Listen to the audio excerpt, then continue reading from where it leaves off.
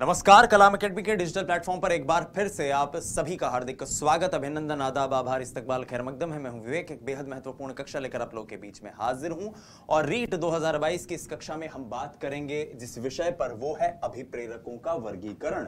अभिप्रेरक मतलब वो तमाम तत्व जिनकी वजह से अभिप्रेरित होता है व्यक्ति।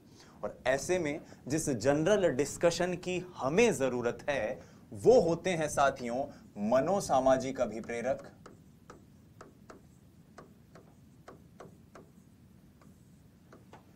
जैविक अभिप्रेरक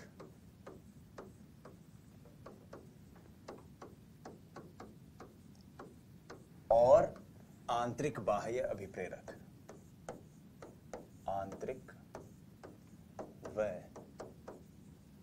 बाह्य अभिप्रेरक। हमें जिनको डिस्कस करना है, जिनसे हमारे रीट में कंसिस्टेंटली प्रश्न पूछे जाते हैं, वो जैविक अभिप्रेरक है, मनोसामाजिक अभिप्रेरक है, आंतरिक और बाह्य अभिप्रेरक है। तो आइए इस यात्रा को प्रारंभ करते हैं। सबसे पहले बात करते हैं जैविक और मनोसामाजिक अभिप्रेरकों की। जैविक अभिप्रेरक का मतलब क्या है?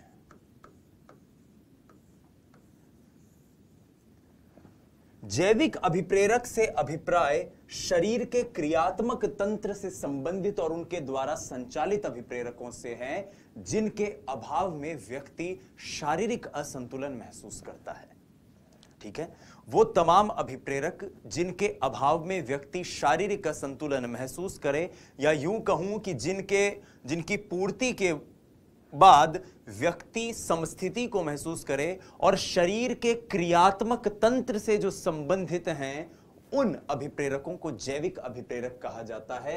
जैसे कि भूख, प्यास, नींद, विश्राम, काम और मल, मूत्र, त्याग, ये हमारे होते हैं साथियों जैविक अभिप्रेरक। इसके अलावा जो दूसरे किस्म के अभिप्रेरक हैं जिन्हें हमें पढ़ना है, वो है आपके मनोसामाजिक यानी कि साइकोसोशियल अभिप्रेरक। और मनोसामाजिक अभिप्रेरक वो होते हैं जो जैविक रूप से जीने के लिए अनिवार्य नहीं होते, लेकिन सामाजिक जीवन के लिए बहुत ज्यादा महत्वपूर्ण होते हैं। जैसे कि उपलब्धि अभिप्रेरक,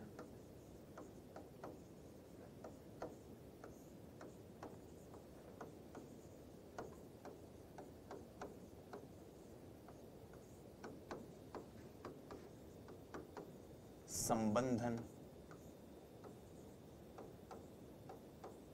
आदि। ये हमारे जो मनोसामाजिक अभिप्रेरक हैं मुख्य, उनकी मैं यहां पर बात कर रहा हूं। ठीक है, जैविक अभिप्रेरक और मनोसामाजिक अभिप्रेरक। अब इनसे जो प्रश्न बन सकते हैं, उनमें ज्यादातर जिस प्रकार का प्रश्न बनता है वो बनता है निम्नलिखित में से कौन से जैविक हैं, निम्नलिखित में से कौन से मनोसामाजिक। प्रमुख मनोसामाजिक को तो हम डिस्कस करेंगे ही, लेकिन जो जैविक अभिप्रेरक इस वक्त आप अपनी स्क्रीन पर देख रहे हो, उनको आपको कंठस्थ कर लेना है। भूख, प्यास, नींद, विश्राम, काम, मलमूत्र, त्याग, ये सारे जैविक अभिप्रेरक हैं। ये सारे बायोलॉजिकल मोटिव्स हैं। ये सभी जीने के लिए अनिवार्य हैं। ये सभी सार्विक हैं। ये सभी जन्मजात होते हैं, शरीर के क्रियात्मक तंत्र से संबंधित होते हैं, समस्थिति से संबंधित होते हैं, और इसको भी हम टेबल में समझेंगे भी। लेकिन उपलब्धि है, संबंधन है, जिज्ञासा अन्वेषण है, चिंता ह्रास है, शक्ति अभिप्रेरक है, ये सारे वो अभिप्रेरक हैं जिनका शरीर के क्रियात्मक तंत्र से संबंध नहीं होता, बल्कि पर्यावरण की जो रिक्वायरमेंट होती हैं, जरूरतें होती हैं, उनके आधार पर व्यक्ति इनको सीख लेता है। जैसे उपलब्धि की बात करूं तो किसी के लिए बहुत पैसा कमाना उपलब्धि है, किसी के लिए सरकारी नौकरी में आना उपलब्धि है, किसी के लिए एक बड़ा नाम होना उपलब्धि है, प्रशंसा दूसरों से प्राप्त करना उपलब्धि है, किसी के लिए खुद की संतुष्टि उपलब्धि है। तो ये व्यक्ति दर व्यक्ति भिन्न होते हैं, लेकिन जैविक अभिप्रेरक सबके लिए समान होते हैं। अब आइए जैविक और मनोसामाजिक अभिप्रेरकों को हम एक टेबल के जरिए समझने की कोशिश करते हैं, ताकि हमें ये चीज, कॉन्सेप्ट जो है ये पूरी तरह से क्लियर हो जाए।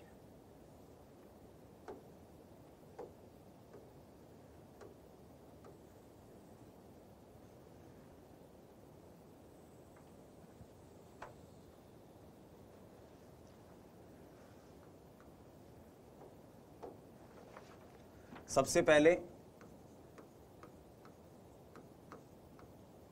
जैविक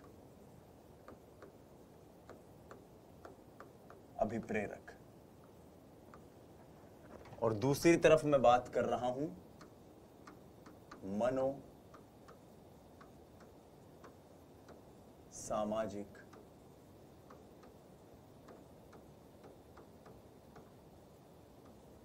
अभिप्रेरक। सबसे पहले जैविक अभिप्रेरकों की बात करें तो जैविक अभिप्रेरक शरीर के क्रियात्मक तंत्र से संबंधित होते हैं। तो यह है पहला पॉइंट, यह है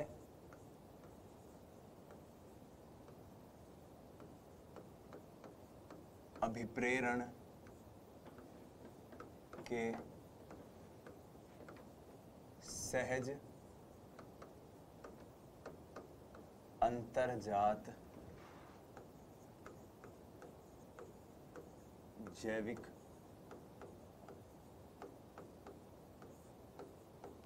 कारकों से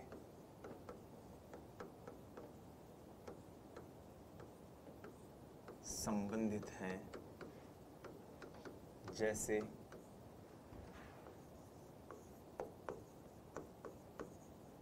क्रियात्मक तंत्र, मस्तिष्क संरचना,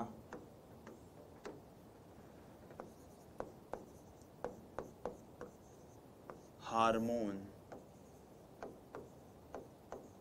आदि। जैविक अभिप्रेरक जो हैं वो अभिप्रेरण के सहज अंतर्जात जैविक कारकों से संबंधित हैं, जैसे कि क्रियात्मक तंत्र, मस्तिष्क संरचना, हार्मोन आदि। और जब मैं मनोसामाजिक अभिप्रेरक की बात करता हूं तो यह है अभिप्रेरणा के सहज मनोवैज्ञानिक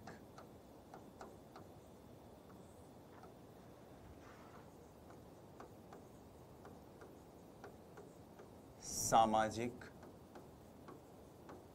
पर्यावरणीय कारक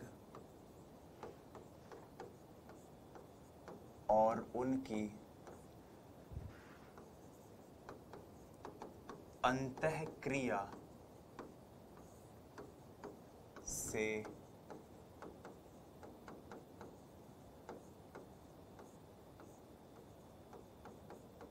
संबंधित है। अभिप्रेरणा के सहज पर्यावरणीय कारक, क्योंकि मनोसामाजिक अभिप्रेरक जिस तरह के पर्यावरण में हम रहते हैं उसी पर्यावरण से हम इनको ग्रहण करते हैं, इनको अर्जित करते हैं, इनको सीखते हैं। तो जैविक अभिप्रेरकों के अंतर्गत कौन से अभिप्रेरक आ गए, जैसा कि मैंने अभी कुछ देर पहले बताया था, उदाहरण के तौर पर भूख, प्यास, नींद। ये आप कंठस्थ कर लीजिए क्योंकि एक बार रीट क्वेश्चन पूछ चुका है। नींद, काम, विश्राम और मलमूत्र त्याग। जबकि मैं अगर इस तरफ बात करूं, कहां, मनोसामाजिक अभिप्रेरकों में, तो यहां पर हो गया संबंधन,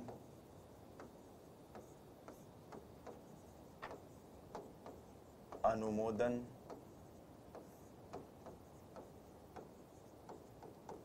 उपलब्धि।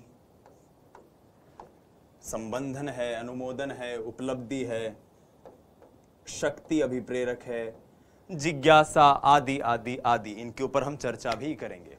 ठीक है, अब आइए कुछ और जैविक और मनोसामाजिक अभिप्रेरक की विशेषताओं को समझने की कोशिश करते हैं।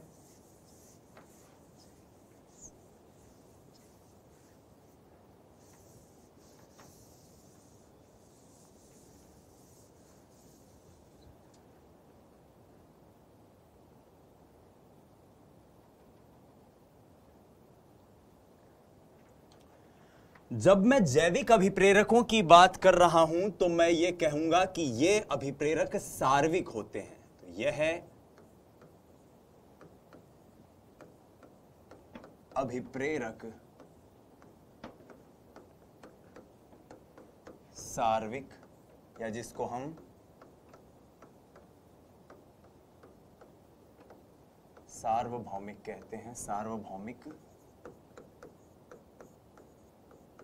होते हैं। सार्विक सार्वभौमिक का मतलब साथियों, सार्विक सार्वभौमिक से मेरा अभिप्राय है यूनिवर्सल। ये अभिप्रेरक यूनिवर्सल होते हैं, यानी कि इस सृष्टि के किसी भी कोने पर कोई भी मनुष्य रहे, सबको एक जैसी भूख लगेगी, सबको एक जैसी प्यास लगेगी, सबकी नींद भी एक जैसी होती है। ऐसा नहीं है कि आपको किसी और डिजाइन की नींद आती हो, मुझे किसी और डिजाइन की नींद आती हो, आपकी और मेरी भूख में अंतर हो। हर व्यक्ति के लिए ये जो अभिप्रेरक होते हैं ये एक समान होते हैं। जबकि अगर मैं बात करूं मनोसामाजिक अभिप्रेरक की, तो सीधा सीधा पॉइंट बनता है कि यह सार्विक या सार्वभौमिक नहीं होते, यानी सार्वभौमिक होने से इनका कोई अभिप्राय नहीं है। ठीक है, चौथे पॉइंट पर आते हैं। यदि सार्वभौमिक हैं तो इसका मतलब यह जन्मजात होते हैं। जन्मजात मतलब मनुष्य को भूख लगना कोई सिखाता नहीं है, प्यास लगना कोई सिखाता नहीं है। हमें पता होता है भूख कैसे लगेगी, हमें पता होता है प्यास कैसे लगेगी, और ये भूख प्यास जो हम में जन्मजात होती है, यही एक प्रकार का जैविक अभिप्रेरक है। जबकि अगर मैं बात करूं इनकी मनोसामाजिक अभिप्रेरकों की, तो यह अर्जित होते हैं,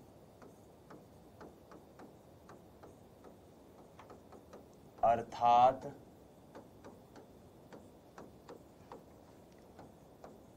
सीखे हुए होते हैं। जब मैं मनोसामाजिक अभिप्रेरक की बात करूंगा तो ये अर्जित होंगे।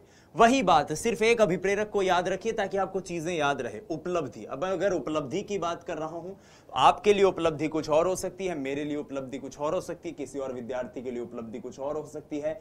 इसका मतलब ये जो अभिप्रेरक हैं ये हर व्यक्ति के लिए अलग अलग होंगे, और इसी कारण इन अभिप्रेरकों को अर्जित कहा जाता है या सीखा हुआ कहा जाता है। अगला पॉइंट, सबसे इंपॉर्टेंट पॉइंट जिसको आपको याद रखना है, और वो ये कि ये जो अभिप्रेरक होते हैं इनका संबंध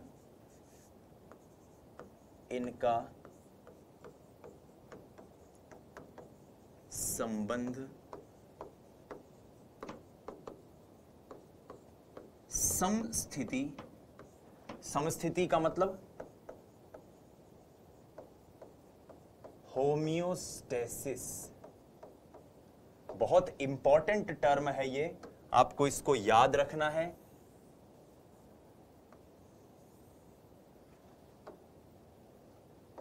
कि समस्थिति का मतलब क्या है सर?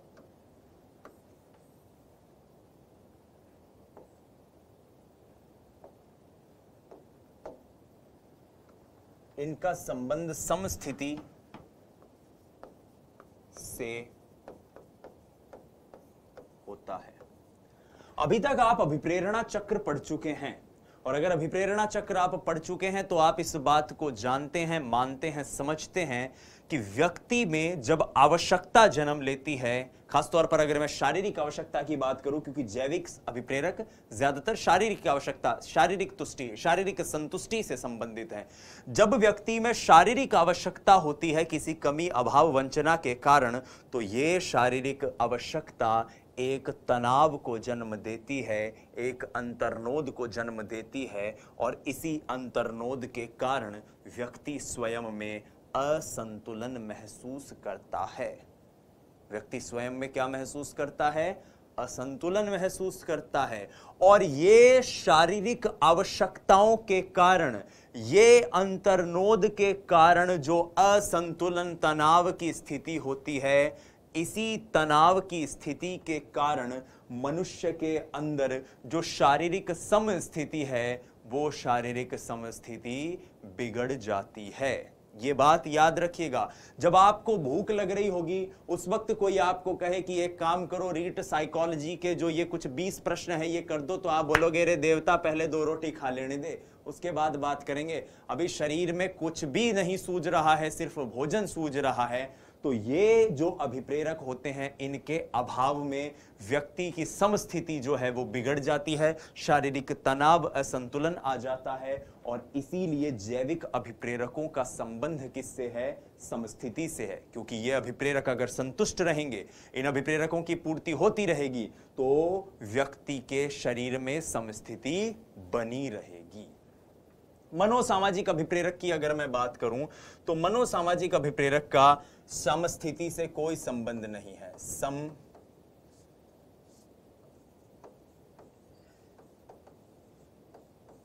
स्थिति से कोई संबंध नहीं है। समस्थिति से कोई संबंध नहीं है। एक पॉइंट यहां पर और बनता है साथियों, और वो पॉइंट ये है कि ये जो अभिप्रेरक होते हैं, कौन से? दैहिक अभिप्रेरक, मनोसामाजिक अभिप्रेरक, इनमें जातिगत समरूपता पाई जाती है। जैसा कि मैंने कहा ना, सार्विक होते हैं, जातिगत समरूपता पाई जाती है। और जातिगत समरूपता है, इसके कारण ये जीने के लिए आवश्यक होते हैं, जीने के लिए आवश्यक होते हैं। तो ये पॉइंट आपको याद रखना है क्या, कि इनके अंतर्गत सहज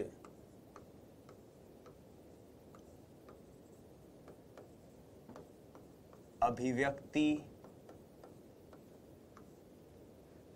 की जातिगत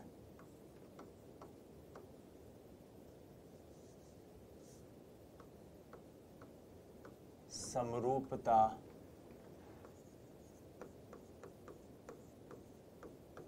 दृष्टिगत होती है। सहज अभिव्यक्ति की जातिगत समरूपता दृष्टिगत होती है, अर्थात यह जीने के लिए अनिवार्य हैं। यानी अगर ये नहीं होंगे तो व्यक्ति की मृत्यु हो जाएगी। ये नहीं होंगे का मतलब इनकी पूर्ति अगर नहीं होगी तो व्यक्ति की मृत्यु हो सकती है। कितने दिन भूखे रह लोगे, कितने दिन प्यासे रह लोगे, कितने दिन बिना नींद के रह सकते हो? ठीक है, तो इसलिए ये जीने के लिए अनिवार्य है। जबकि मैं अगर बात करूं मनोसामाजिक की, तो यहां पर एक इंपॉर्टेंट पॉइंट यह है कि इनके अभाव में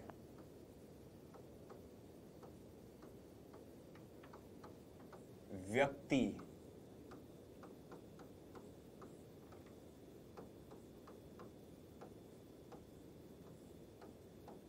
भौतिक रूप से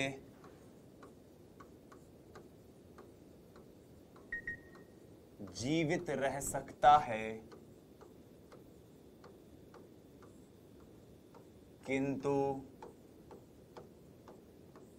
सामाजिक रूप से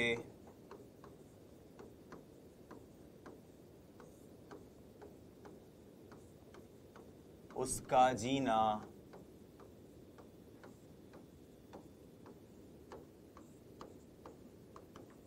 संभव नहीं है। सामाजिक रूप से उसका जीना संभव नहीं है। एक और पॉइंट यहां बनता है, और वो पॉइंट ये है कि क्षुब्ध आंतरिक असंतुलन के प्रति, माफ कीजिएगा, संतुलन के प्रति, कि यह क्षुब्ध, मैंने समस्थिति वाली बात बताई, वही बात है कि आंतरिक रूप से अगर संतुलन बिगड़ जाए तब ये प्रतिक्रिया उत्पन्न करेंगे। क्षुब्ध आंतरिक संतुलन के प्रति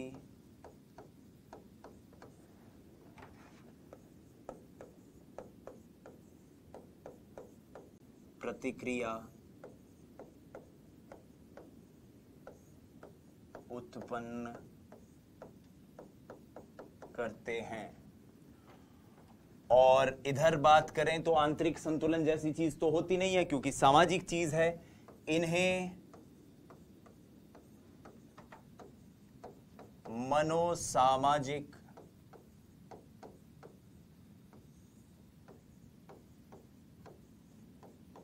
इसलिए कहा जाता है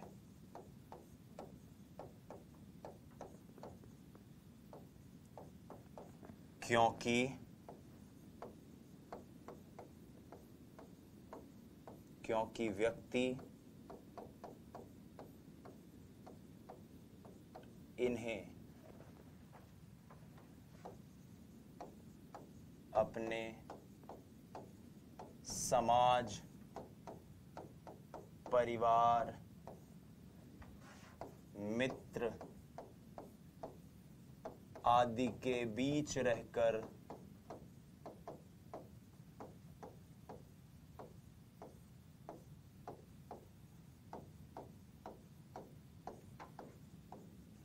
सीखता है। क्यों इन्हें मनोसामाजिक कहा जाता है? क्योंकि व्यक्ति जिस समाज में जिन लोगों के बीच रहता है उन्हीं के बीच रहकर इन्हें सीखता है। तो ये मनोसामाजिक अभिप्रेरकों की हमने बात कही। अब आइए, जब हम जैविक और मनोसामाजिक समझ चुके हैं तो कुछ प्रमुख मनोसामाजिक अभिप्रेरकों को जान लेते हैं, क्योंकि एक बार रीट ने उपलब्धि अभिप्रेरण से सीधे सीधे प्रश्न पूछ रखा है। ऐसा प्रश्न अन्य मनोसामाजिक अभिप्रेरकों के लिए भी आ सकता है, तो हम क्यों ना पहले से ही स्वयं को तैयार रखें। तो अब हम कुछ प्रमुख मनोसामाजिक अभिप्रेरकों को समझने जा रहे हैं, जिस प्रक्रिया में हमारी यात्रा का जो पहला अभिप्रेरण है वो है संबंधन अभिप्रेरण। अभिप्रेरण, अभिप्रेरक एक ही बात है, कंफ्यूज नहीं होना है। संबंधन अभिप्रेरक,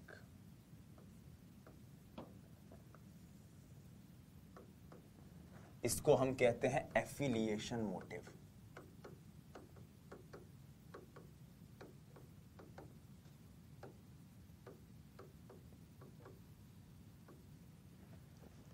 तो लिखिए, दूसरों को चाहना और भौतिक रूप से दूसरों को चाहना और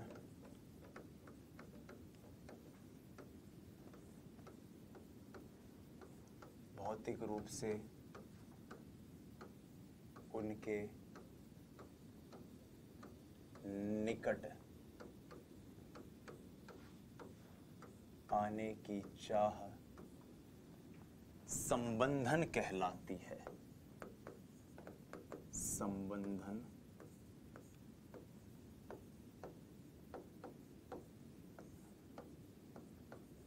कहलाती है। सिंपल सी बात है, दूसरों को चाहना, भौतिक रूप से उनके निकट आना, ये जो फीलिंग है ये किसके अंतर्गत आती है? संबंधन के कारण। आपने एक वाक्य जरूर कहीं पढ़ा या सुना होगा कि मनुष्य एक सामाजिक प्राणी है। Man is a social animal, human being is a social animal. यानी कि हम जहां भी जाते हैं, चाहे आप अपने शहर को छोड़कर किसी दूसरे शहर में कोचिंग करने गए हों, आपने वहां कुछ एक आध मित्र जरूर बनाए होंगे। आप जिस लाइब्रेरी में पढ़ने जाते हो, आप वहां आसपास बैठने वाले से कोई ना कोई बहाने परिचय जरूर हुआ होगा। आप जब शिक्षक बन के किसी विद्यालय में जाएंगे तो आप वहां भी मित्र बनाएंगे। यह सामाजिक संबंध की अभिप्रेरणा है जो इसके अंतर्गत निहित तो होती है कि मनुष्य चाहता है उसके पास लोग हों, उसका सामाजिक संबंध बने। क्यों बने, क्यों इसकी जरूरत पड़ती है? क्योंकि मनुष्य ना तो खुशी अकेला सेलिब्रेट कर सकता है, ना दुख, परेशानी, पीड़ा को अकेला महसूस कर सकता है या फिर उसको संभाल सकता है। तो व्यक्ति जब अत्यधिक खुश होते हैं तब भी उन्हें लोग चाहिए, व्यक्ति जब दुखी होते हैं तब भी उन्हें लोग चाहिए, व्यक्ति जब भयभीत होते हैं तब भी उन्हें लोग चाहिए। तो यहां पर एक पॉइंट बनता है और वो ये कि इसकी आवश्यकता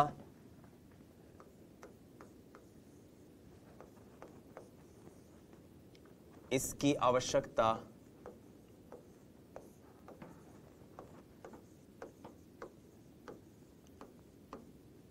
तब महसूस होती है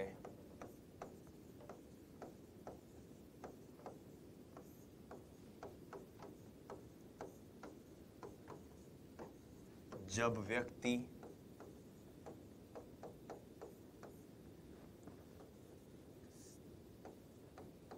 प्रसन्न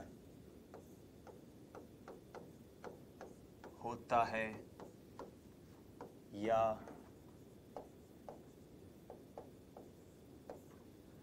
दुखी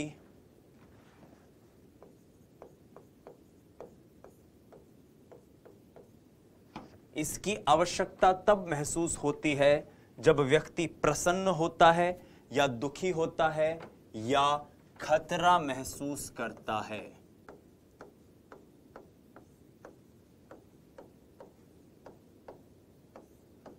महसूस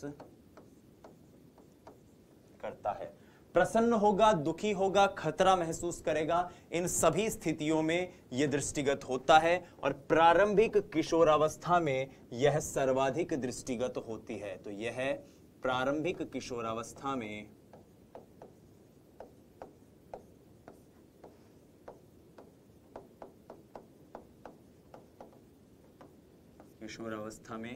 सर्वाधिक दृष्टिगत होता है। सर्वाधिक दृष्टिगत होता है। ठीक है, प्रारंभिक किशोरावस्था में सर्वाधिक दृष्टिगत होता है। इसके बाद बात करते हैं, आइए अगले अभिप्रेरण की, अगले मनोसामाजिक अभिप्रेरण की, जो है शक्ति अभिप्रेरण। शक्ति अभिप्रेरण या शक्ति अभिप्रेरक, जिसको कहते हैं पावर मोटिव। सिंपल सा है। ये पावर मोटिव क्या है? तो दोस्तों, पावर मोटिव से अभिप्राय उस मनोसामाजिक अभिप्रेरक से है जिसके अंतर्गत व्यक्ति चाहता है कि वो किसी दूसरे व्यक्ति के व्यवहार को प्रत्यक्ष या परोक्ष रूप से नियंत्रित कर सके। ठीक है, किसी दूसरे व्यक्ति के व्यवहार को प्रत्यक्ष या परोक्ष रूप से नियंत्रित करने की जो चाह होती है। जैसे नेताजी चाहते हैं कि मैं जब भाषण दूं तो सब लोग तालियां बजाएं। टीचर जब बोले कि मैं क्वेश्चन बोलूं कि बेटा सबके समझ में आ गया, तो सारे बच्चे बोले हां सर समझ में आ गया। घर के जो बड़े बुजुर्ग होते हैं वो चाहते हैं कि जब वो कोई ऑर्डर दें तो घर के सारे सदस्य उस ऑर्डर को माने। ये क्या है? शक्ति अभिप्रेरण का ही उदाहरण है। तो यहां पर लिखना शुरू कीजिए आप कि शक्ति अभिप्रेरण क्या होता है। सिंपल सी बात है कि दूसरों के संवेग को, दूसरों के संवेग या व्यवहार को चेतन अचेतन रूप से नियंत्रित करने की चाह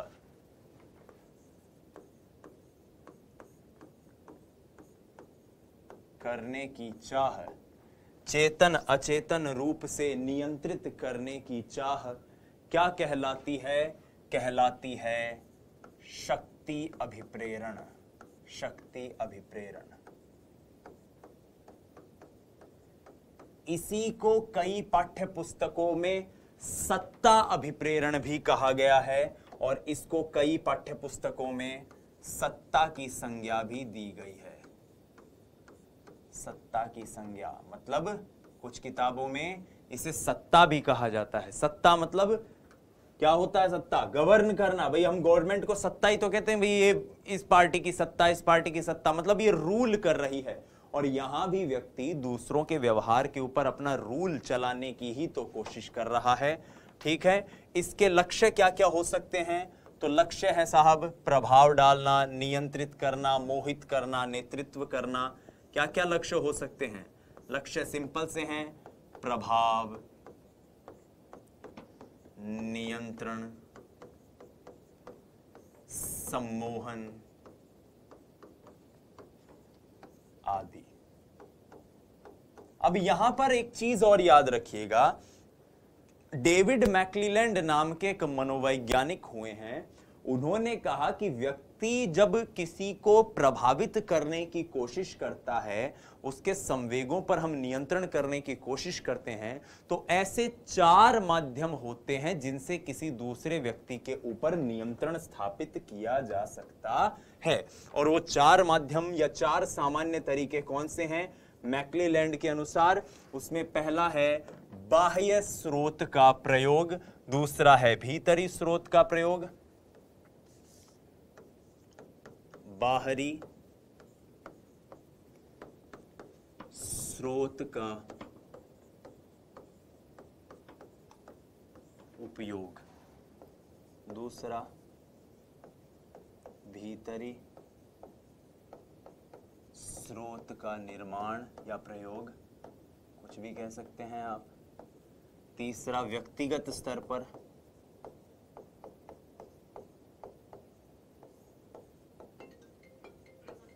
और चौथा है संस्थाओं के द्वारा, संस्थागत स्तर पर। अब आइए अगले पर चलते हैं, और अगला अभिप्रेरण है इस परीक्षा के लिहाज से सबसे महत्वपूर्ण, जिसको हम कहते हैं उपलब्धि अभिप्रेरण यानी अचीवमेंट मोटिव।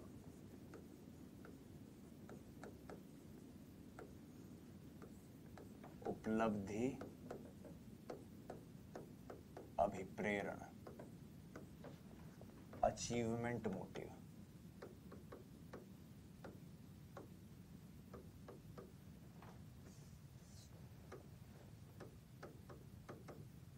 एक पॉइंट याद रखिएगा कि उपलब्धि अभिप्रेरण क्या है? श्रेष्ठता के एक खास स्तर को अर्जित करने की इच्छा। आप सबकी इच्छा है रीट में टॉप करें, अच्छे नंबर लाएं, ये एक उपलब्धि है, और ये अभिप्रेरण आपने अर्जित किया है। आज के शायद 10, 15, 20, 25 साल पहले आपको पता भी नहीं होगा रीट क्या होती है, या कोई शिक्षक के लिए परीक्षा भी लगती है क्या राजस्थान में। लेकिन जब आप इस समाज के उस हिस्से का हिस्सा बने, कब? जब आपको पता चला कि मुझे जॉब चाहिए, मुझे एक सिक्योर्ड नौकरी चाहिए, गवर्नमेंट जॉब चाहिए, टीचर बनना है, तो आपको लगा नहीं, मुझे इसी खास एग्जाम को क्रैक करना है। और यही उपलब्धि अभिप्रेरण का एक बड़ा सामान्य सा उदाहरण मैंने आपको दिया। लिखिए, यह श्रेष्ठता के एक खास स्तर को प्राप्त करने की इच्छा है। श्रेष्ठता के खास स्तर को प्राप्त करने की इच्छा। दूसरा पॉइंट यहां बनता है कि सामाजिक विकास के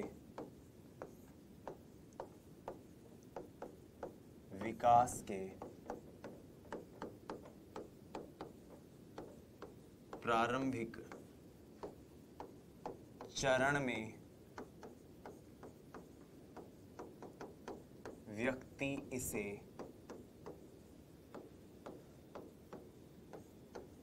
अर्जित करता है। सामाजिक विकास के प्रारंभिक चरणों में व्यक्ति इसे अर्जित करता है, और वो सारे स्रोत जिनसे व्यक्ति उपलब्धि अभिप्रेरण को अर्जित करता है, उन सभी स्रोतों में, वो तमाम स्रोत जिनसे व्यक्ति इन्हें अर्जित करता है, उसमें माता पिता आदि शामिल होते हैं। तो वो जो स्रोत जहां से व्यक्ति इन्हें अर्जित करता है, उसमें माता पिता, समाज,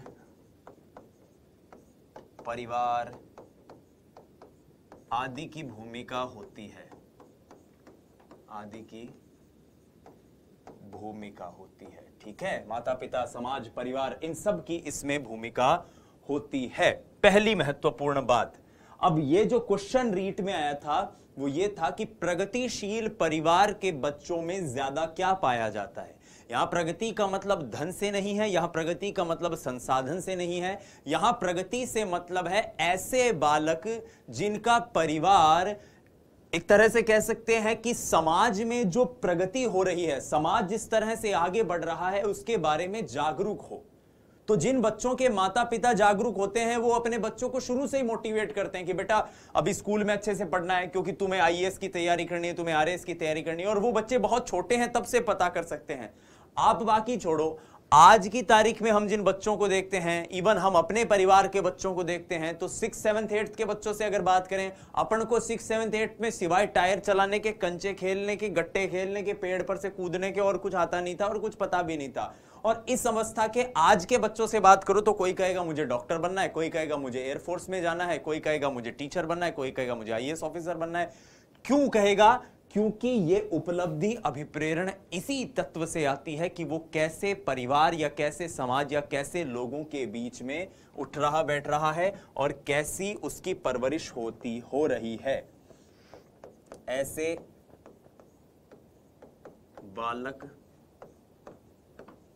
उन कृत्यों को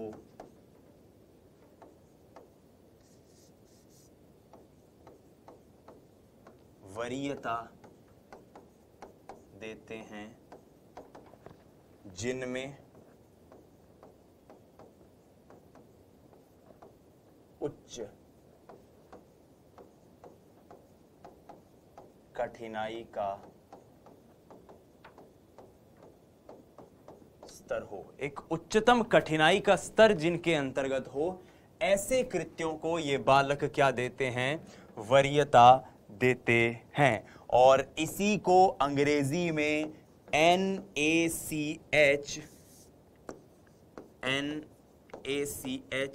यानी कि नीड फॉर अचीवमेंट कहते हैं। नीड फॉर अचीवमेंट इसी को कहा गया है।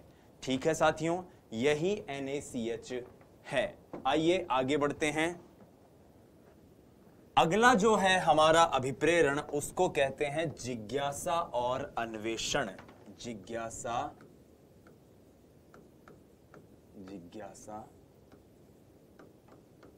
और अन्वेषण। क्यूरियोसिटी एंड एक्सप्लोरेशन मोटिव या curiosity and explorative motive. Curiosity and explorative motive. अब ये क्यूरियोसिटी और एक्सप्लोरेटिव मोटिव क्या है? सिंपल सी दो लाइनें हैं, आपको याद रखनी है। एक प्रमुख अर्जित अभिप्रेरक जिसका उद्देश्य प्रमुख अर्जित अभिप्रेरक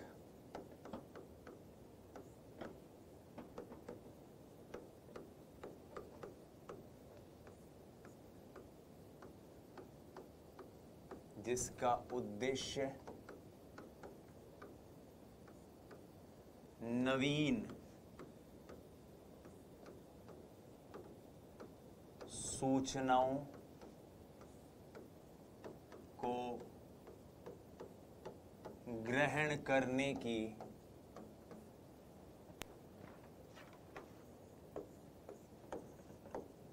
इच्छा और नवीन अनुभव को प्राप्त करने की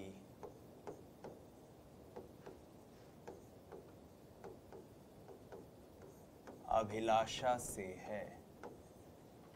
ठीक है, नवीन सूचनाओं को ग्रहण करने की इच्छा, नवीन अनुभवों को प्राप्त करने की अभिलाषा ही क्या है? जिज्ञासा और अन्वेषण। अब प्रायः किन में होता है? याद कीजिए, बाल विकास में हम पढ़ के आए हैं कि जिज्ञासु बच्चा होता है पूर्व बाल्यावस्था में, तो प्रायः जो छोटे बच्चों में यह सबसे ज्यादा होता है। प्रायः छोटे बच्चों में यह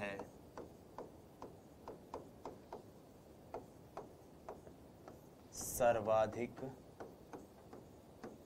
होता है। छोटे बच्चों में ये सबसे ज्यादा देखने को मिलता है, क्या? जिज्ञासा अभिप्रेरण। ठीक है, आइए अगले अभिप्रेरण की बात करते हैं। और अगला अभिप्रेरक जो है हमारा, वो है चिंता ह्रास, यानी चिंता का कम होना। ठीक है, चिंता ह्रास।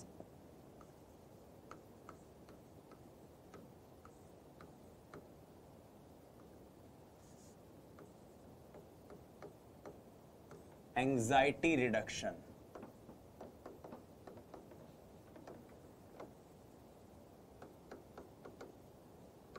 सिंपल सी बात याद रखिए कि क्या चिंता हमारी परफॉर्मेंस को बेहतर बनाती है?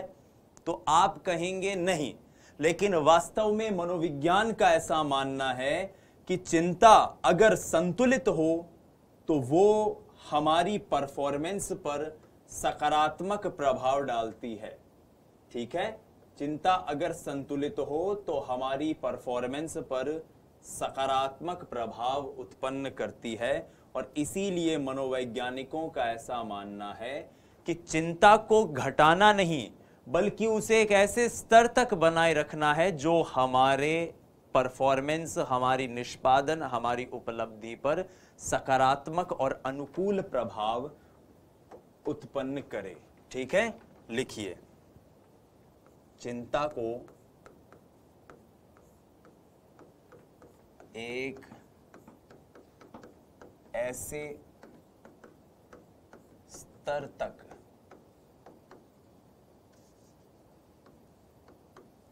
बनाकर रखना जहां वह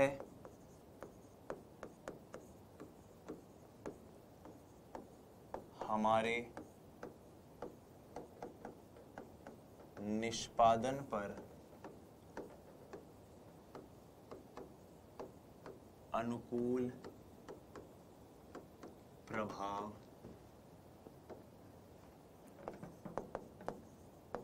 सकारात्मक प्रभाव डाले। भाई एक हद तक तो चिंता आपको मोटिवेट ही करेगी, आप चिंतित रहोगे तो पढ़ोगे, लेकिन एक स्टेज से ज्यादा चिंता अगर हो गई तो वो आपकी परफॉर्मेंस को बिगाड़ देगी। ये चिंता ह्रास अभिप्रेरण है। उसके बाद आता है आक्रामक अभिप्रेरक। आक्रामक अभिप्रेरक जिसके बारे में एटकिंसन और हिलगार्ड कहते हैं दूसरों को नुकसान पहुंचाना। तो यहां पर क्या है? आक्रामक अभिप्रेरक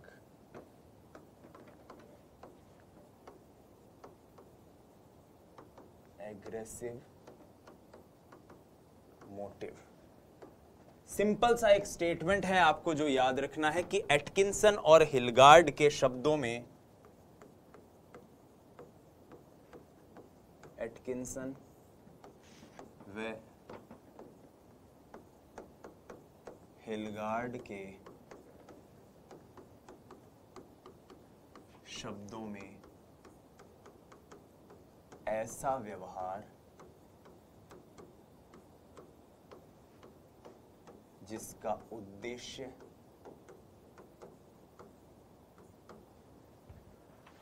दूसरों को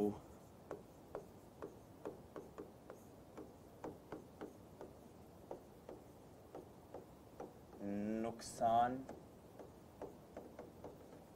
पहुंचाना है। ठीक है, अंतिम जो मनोसामाजिक अभिप्रेरक हमें पढ़ना है इस पूरी प्रक्रिया में, अंतिम मनोसामाजिक अभिप्रेरक वो है अप्रूवल मोटिव, जिसको हम कहते हैं अनुमोदन अभिप्रेरक।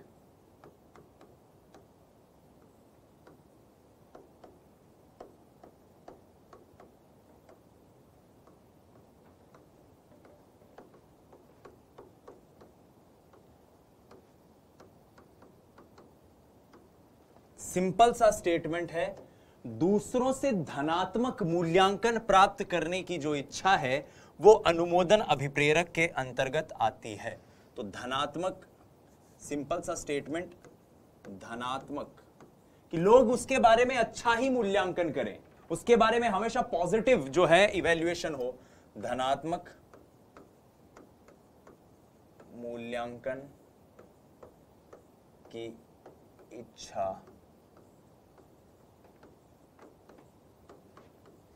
अनुमोदन अभिप्रेरक कहलाती है। ठीक है, धनात्मक मूल्यांकन। 6 वर्ष से कम उम्र के बच्चों के लिए जो स्रोत होते हैं अनुमोदन अभिप्रेरक के, वो होते हैं माता पिता। ठीक है, विद्यालयी जीवन जो होता है, जिसको विद्यालयी अवस्था भी कहूं, वहां पर शिक्षक बड़ी भूमिका निभाते हैं। और किशोरावस्था में अगर हम जब चले जाते हैं तो वहां अनुमोदन अभिप्रेरक में जो सबसे बड़ी भूमिका निभाते हैं वो है मित्र और साथी। एक चीज यहां पर और स्पष्ट कर दूं, वो ये कि मित्रों, अनुमोदन अभिप्रेरक के बाद हमारे जो मनोसामाजिक अभिप्रेरक हैं वो पूर्णतः समाप्त होते हैं। अब एक बार कॉन्स्टेंटली रिवाइज कर लेते हैं कि हमने जो भी आज के लेक्चर में पढ़ा है, जो भी चीजें पढ़ी है। तो सबसे पहले हमने जैविक और मनोसामाजिक को देखा था। जैविक कौन से हैं? भूख, प्यास, नींद, विश्राम, काम, मलमूत्र, त्याग। रीट में एक बार क्वेश्चन आया हुआ है, निम्न में से कौन सा मनोसामाजिक नहीं है? ठीक है, तो उसमें एक ऑप्शन ये इन्हीं में से जैविक में से था और वो हमारा आंसर हो गया। और बचे हुए जितने भी हैं, उपलब्धि, संबंधन, ये सब मनोसामाजिक हैं। जैविक जो है सहज अंतर्जात, शरीर के क्रियात्मक तंत्र से संबंधित है, और मनोसामाजिक पर्यावरणीय तंत्र से। ये भूख प्यास और ये संबंधन, उपलब्धि आदि। ये अभिप्रेरक सार्विक होते हैं, मनोसामाजिक सार्विक नहीं होते। ये जन्मजात होते हैं, मनोसामाजिक सीखे हुए होते हैं। इनका समस्थिति से संबंध होता है, मनोसामाजिक का समस्थिति से संबंध नहीं होता। सहज अभिव्यक्ति, जातिगत समरूपता अर्थात जीने के लिए अनिवार्य। ये जीवित रह तो सकता है इनके बिना, लेकिन सामाजिक रूप से जीना संभव नहीं है। क्षुब्ध आंतरिक संतुलन के प्रति प्रतिक्रिया उत्पन्न होती है। और मनोसामाजिक इसलिए कहा जाता है क्योंकि पर्यावरण से सीखता है। संबंधन मतलब दूसरों से संबंध बनाने की चाह। उसके बाद शक्ति अभिप्रेरक, दूसरों के व्यवहार पर नियंत्रण करने की चाह। उसके बाद आते हैं, हम बात करते हैं उपलब्धि, यानी उपलब्धि, जीवन में कुछ अचीव करने की चाह। जिज्ञासा अन्वेषण, कुछ न कुछ नया अनुभव, नई जानकारी, नई सूचना प्राप्त करने की चाह। चिंता ह्रास, चिंता को उस स्तर तक मेंटेन रखना कि आपको क्या हो, उपलब्धि में सहायक हो। एटकिंसन हिलगार्ड किसकी बात कर रहे हैं? आक्रामक, कि व्यक्ति दूसरों को नुकसान पहुंचाए। और अंत में अनुमोदन, जिसमें व्यक्ति कोई भी कार्य के लिए धनात्मक मूल्यांकन, कि लोगों से पूछे कि मैं ये काम कर लूं, अच्छा है ना, अगला बोले अच्छा है, ऐसा ही काम करना, लोगों की नजर में आपका धनात्मक मूल्यांकन हो। तो साथियों, यहां पर हम इस यात्रा को करते हैं समाप्त। नेक्स्ट वीडियो जो है उसमें आंतरिक बाह्य अभिप्रेरक, कुछ और प्रमुख अभिप्रेरक और अभिप्रेरणा के प्रमुख सिद्धांतों की चर्चा करेंगे। धन्यवाद। जय हिंद, वंदे मातरम। स्वस्थ रहिए, मस्त रहिए, अपनी तैयारी में व्यस्त रहिए। नमस्कार।